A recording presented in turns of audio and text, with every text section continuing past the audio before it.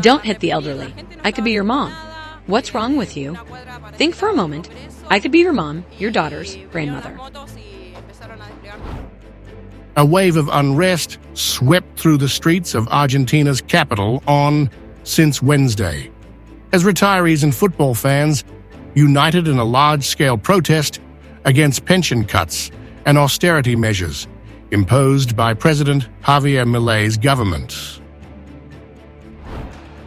What began as a peaceful demonstration escalated into violent clashes with riot police, resulting in at least 15 injuries and over 100 arrests. The protest, held in front of the National Congress building and spilling over into the iconic Plaza de Mayo, saw retirees, who have been rallying weekly against shrinking pension funds, joined by an unprecedented coalition of football fans from prominent clubs like Boca Juniors and River Plate. The demonstrators, numbering in the thousands, were driven by frustration over economic policies that have slashed pensions and restricted access to essential medicines since Milei, a self-described libertarian, assumed office in late 2023. Tensions flared as riot police deployed tear gas, rubber bullets, and water cannons to disperse the crowd, which responded by throwing stones. Authorities reported that among the injured were a police officer shot during the melee and a protester struck in the head by a tear gas canister.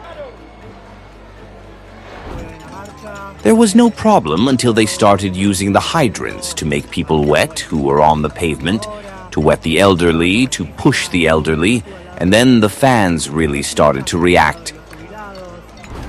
Hospitals in Buenos Aires quickly filled with the wounded, including photojournalist Pablo Grillo, whose serious injury, captured in widely circulated social media videos, drew outrage.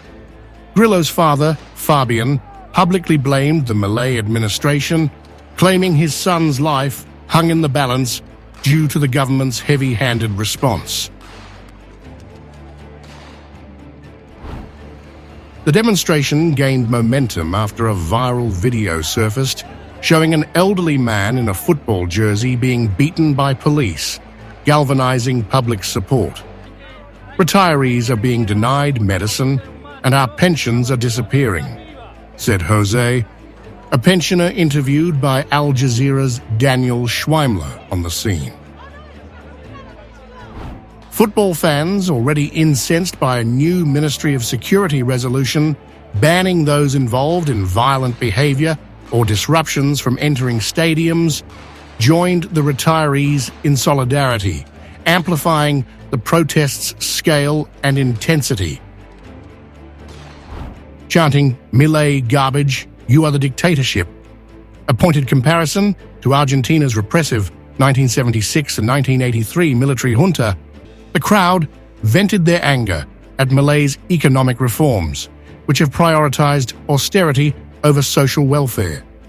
The involvement of football fans, typically divided by fierce club rivalries, marked a rare show of unity, underscoring the depth of discontent with the government's policies.